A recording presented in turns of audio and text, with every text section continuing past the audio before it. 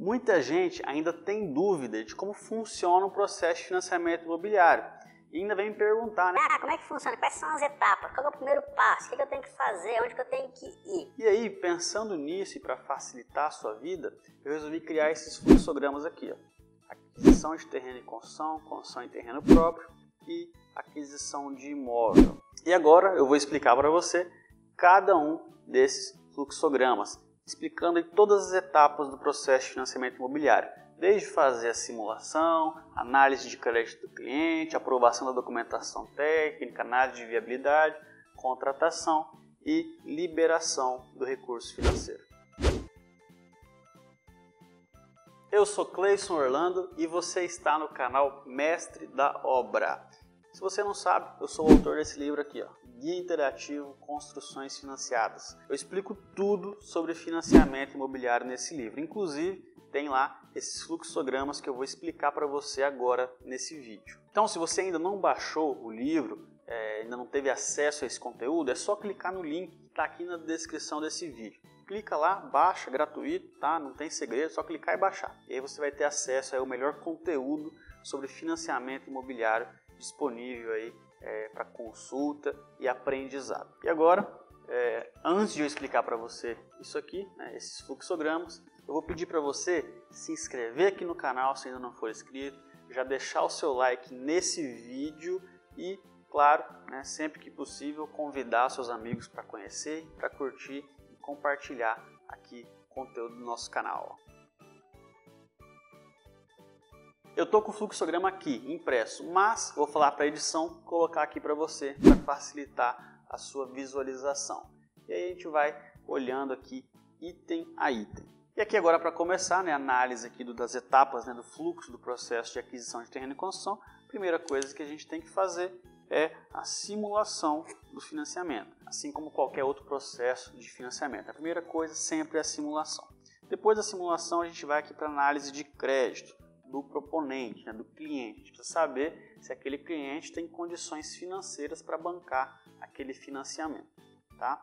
Se ele não for aprovado, né, aí a gente tem que procurar um outro imóvel, um imóvel mais barato, refazer a simulação, ou mesmo saber, né, às vezes ele tem um nome sujo, alguma restrição que impeça o financiamento. Então, o processo para aí. Agora, se for aprovado, né, se for aceita a análise de crédito do proponente, aí ele parte para uma etapa que é a análise jurídica, a análise técnica e a avaliação do imóvel. Nessa etapa, a gente vai fazer 4 análises diferentes. Análise jurídica, análise técnica, e aí tem a avaliação do terreno e a avaliação do imóvel como se pronto estivesse. E tudo isso o banco vai utilizar para definir a viabilidade econômica do imóvel. Eu já gravei um vídeo aqui falando sobre isso, sobre a viabilidade econômica, né? Como que a Caixa decide, como que a Caixa pega todas as informações, todas essas análises e bate o martelo. Não, aquele imóvel pode ser aceito para financiamento. Se você não viu esse vídeo ainda, recomendo que você veja depois. Nós vamos continuar aqui o raciocínio. Então, feitas essas 4 análises no processo de aquisição de terreno e construção, o banco vai determinar se o projeto é viável ou inviável. Se for inviável, você vai voltar lá para análise jurídica, análise técnica, ou lá no início do processo, vai ter que refazer o projeto, refazer o orçamento, adequar de forma que você tenha, né, consiga aí uma viabilidade econômica. Já se o processo for aprovado, né, se a Caixa disser que o seu projeto é viável, você vai seguir para a contratação, né, para fazer o contrato do financiamento. Esse contrato de financiamento é feito onde vai assinar o banco, o cliente, né, o proponente, e o vendedor do terreno, tá? O vendedor do terreno está vendendo o terreno para o cliente, tem que assinar o contrato de financiamento. Inclusive, lá na análise jurídica, o vendedor do terreno vai ser analisado, tá? Se ele tiver alguma dívida com a União, alguma restrição que impeça a assinatura desse contrato, o seu cliente não vai conseguir assinar o contrato. Na verdade, o contrato nem vai ser elaborado. Então, fique atento a isso. O banco analisa também o vendedor. Se o vendedor tiver o nome sujo ou algum problema aí com a Receita Federal, com o governo, geralmente, esse processo não vai para frente. Então, lembre-se de analisar também quem está vendendo o terreno nesses processos de aquisição de terreno e construção. Beleza? Assinando o contrato, esse contrato ele vai para registro no cartório de imóveis, né? Vai lá fazer a averbação desse contrato na matrícula do imóvel, né? Lá na matrícula do imóvel passa a aparecer que aquele imóvel é alienado ao Banco Caixa, onde o devedor vai pagar um financiamento em tantas vezes, tal, tá? E aí, apenas após a verbação do contrato na matrícula do imóvel, é que o banco vai liberar o pagamento do terreno lá na conta do vendedor, da pessoa que está vendendo o terreno, beleza? E aí sim, nosso cliente, né, a gente pode começar a construção da obra. E aí, começando a construção da obra, entra naquela fase de medição por etapas, né? O que a gente apresentar lá no cronograma físico-financeiro e for aprovado, lógico, é o que a gente tem que seguir. Se a gente falar lá que vai fazer 15% por mês, a gente tem que fazer 15% por mês, ou 30%, enfim. Conforme a gente define o nosso planejamento, é o que a gente tem que seguir. E aí, conforme a gente vai executando, a gente vai recebendo.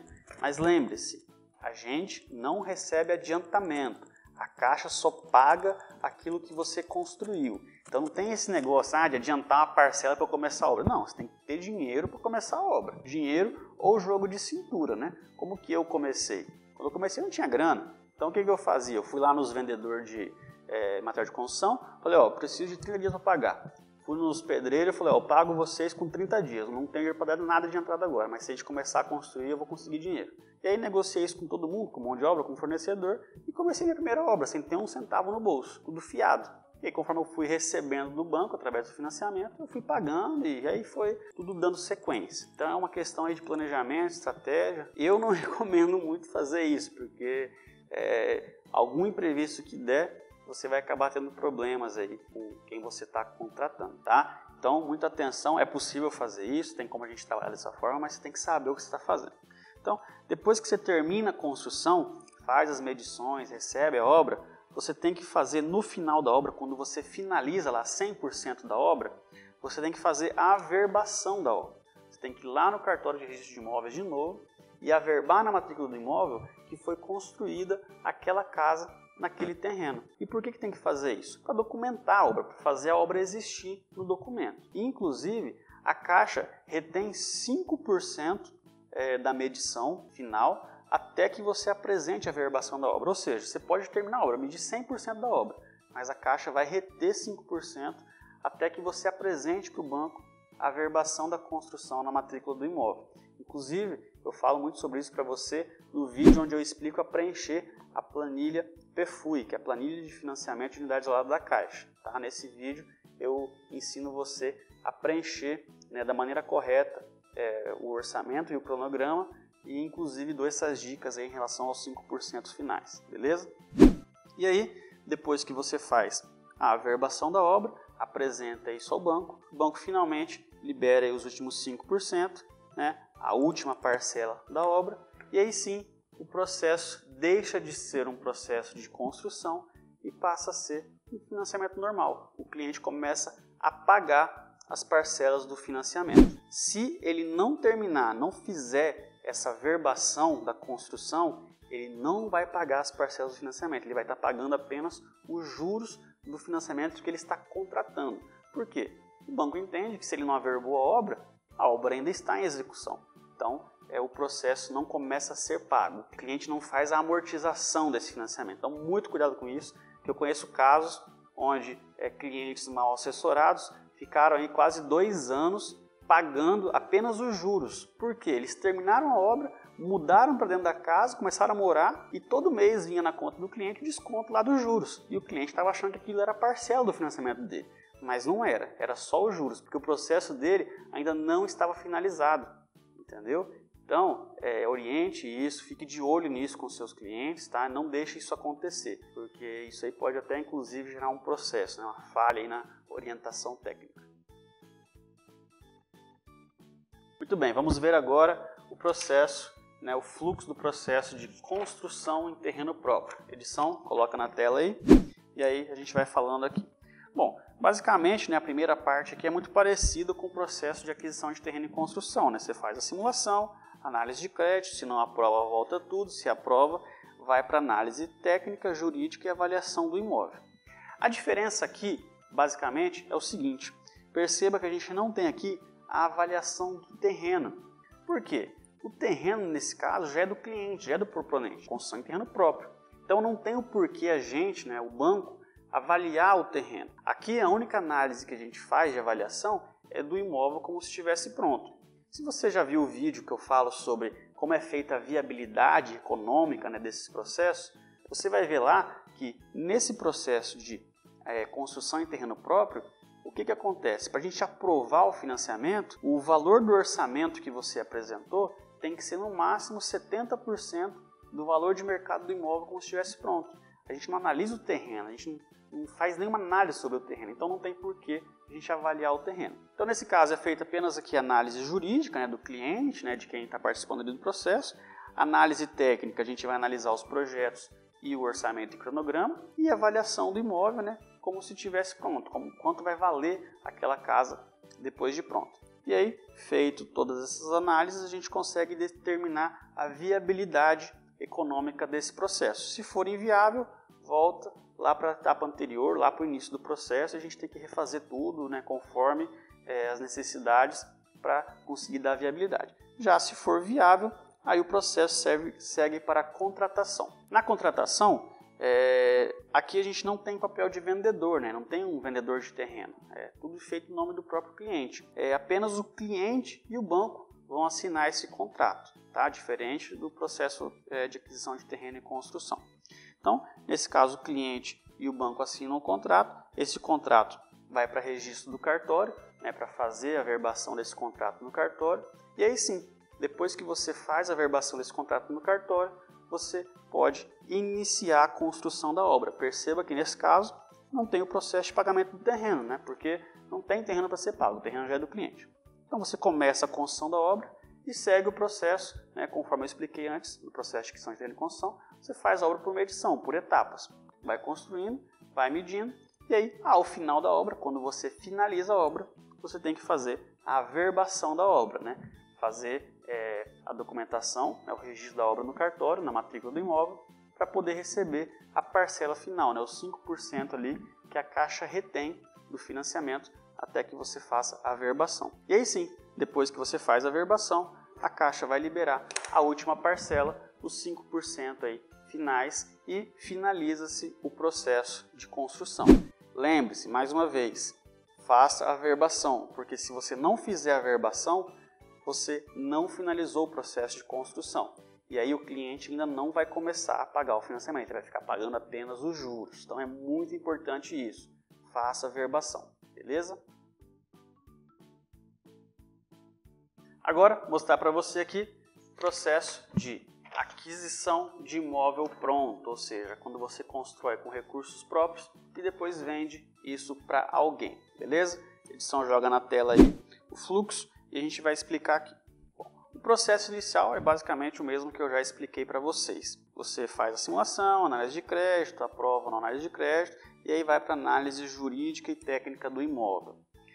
Aqui, você vê que a gente tem as 3 etapas parecidas com a construção em terreno próprio. A gente faz uma análise jurídica do cliente e, nesse caso, do vendedor, porque vai ter alguém vendendo. A gente faz a análise técnica do processo. Nesse caso, a gente não vai analisar projeto nem vai analisar orçamento, porque o imóvel já está pronto.